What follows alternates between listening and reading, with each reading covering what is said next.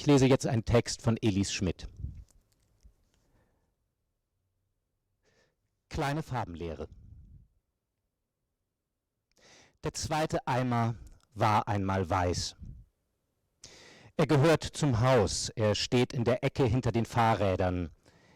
Dort steht auch ein Besen mit abgebrochenem Griff, eine Schneeschaufel, ein halbvoller Sack Streusalz. Die Fahrräder sind blau im Prinzip, aber immer schmutzig. Die Hausbewohner fahren über Feld- und Waldwege damit. Kann man sich vorstellen, es kleben Schlammspritzer daran und manchmal Gras oder welkes Laub. Ich fege einmal über die Reifenprofile, ohne die Räder zu bewegen. Ich fege die trockenen Lamellen unter den Gestellen zusammen, so gut es geht. Meistens wurden die vorher herabgefallenen Erdkrumen schon zertreten zu Bröseln und Staub.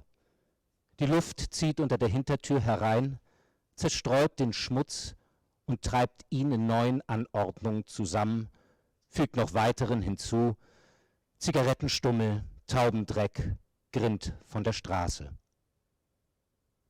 Der Kellerraum gehört nicht zum Auftrag, aber es ist besser, ihn sauber zu halten, wenigstens einigermaßen, wenn es regnet vor allem, wenn feuchte Schuhsohlen die Brösel als Abdrücke im ganzen Haus verteilen.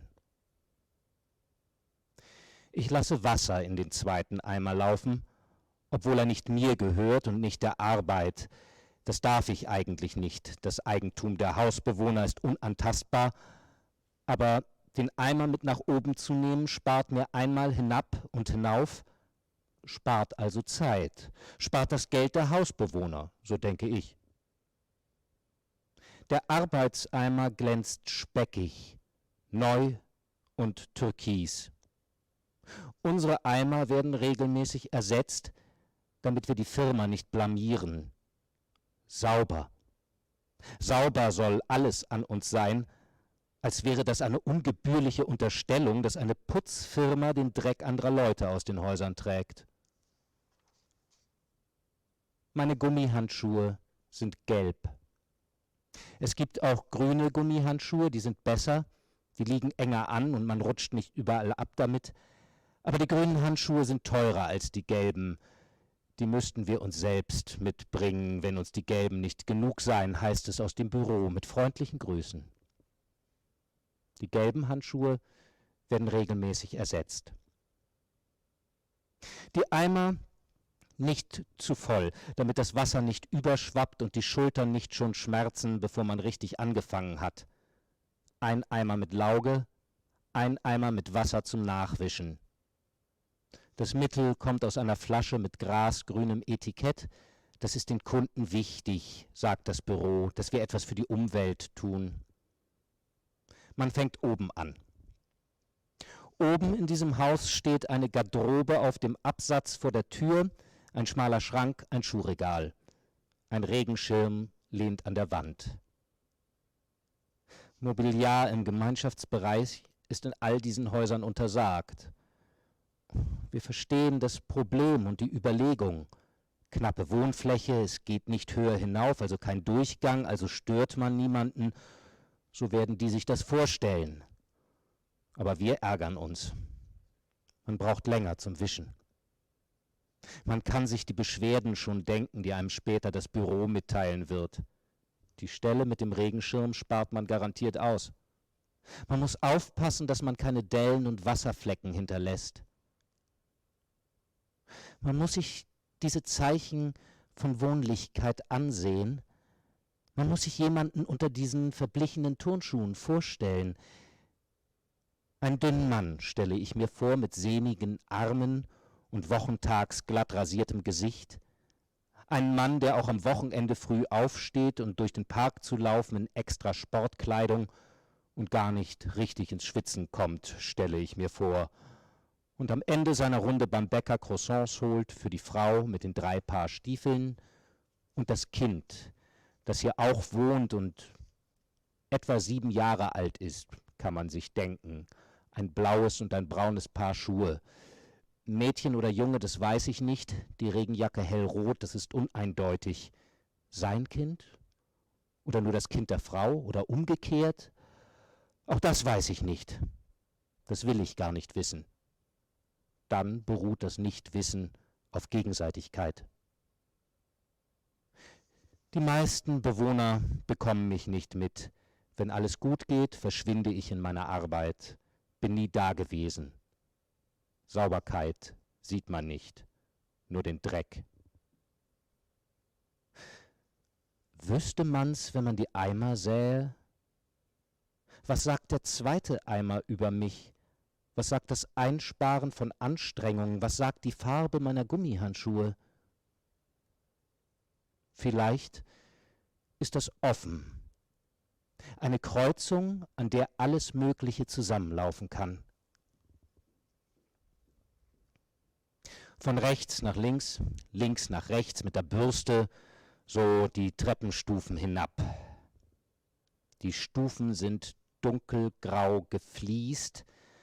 Man sieht jede Spur. Wer sich dunkelgrau ausdenkt für Treppen, weiß nichts von Eimern und Gummihandschuhen, den Schmerzen im Nacken und im Kreuz. In diesem Haus muss ich mit klarem Wasser nachwischen. Die Seifenlauge hinterlässt sonst Rückstände. Und dann heißt es, die vom Putzdienst machen ihre Arbeit nicht. Die wischen nur schnell den Dreck hin und her. Die nehmen ihren Job nicht ernst. Ich hebe den Fußabtreter auf und stelle ihn zusammengerollt auf die Kante, schiebe die Borsten und Krümel auf der Schaufel zusammen. Die Schaufel ist aus neu glänzendem Plastik, türkis, wie der Eimer. Ich wische eine klare Linie von der Tür bis zum nächsten Treppenabsatz. Der Fußabtreter ist sandfarben mit schwarzer Borte. In der Mitte steht ein dummer Spruch, der nicht mir gilt. Bevor ich gehe, werde ich den Fußabtreter zurücklegen, aber andersherum, so dass sich der Spruch der Person zuwendet, die aus der Wohnung hinaustritt. Die hat mehr davon, stelle ich mir vor. Von rechts nach links, links nach rechts mit der Bürste, weiter die Treppenstufen hinab. Nicht zu fest, nicht so, dass die Bürste gegen die Kanten knallt. Die Türen bleiben zu, aber die Bewohner melden sich im Büro. Das ist zu laut, sagen sie. Das stört uns beim Verrichten wichtiger Dinge. Dabei ist man allein gar nicht laut. Wenn er mitkommt, dann ja. Wenn er nicht auf mich hört, wenn ich sage, er müsse stiller sein. Wenn er, was er immer tut, die Teppiche kommentiert und die Schuhe, die Namen an den Klingelschildern. Er kommt zum Helfen mit, wie er sagt, damit mir die Arbeit schneller von der Hand gehe.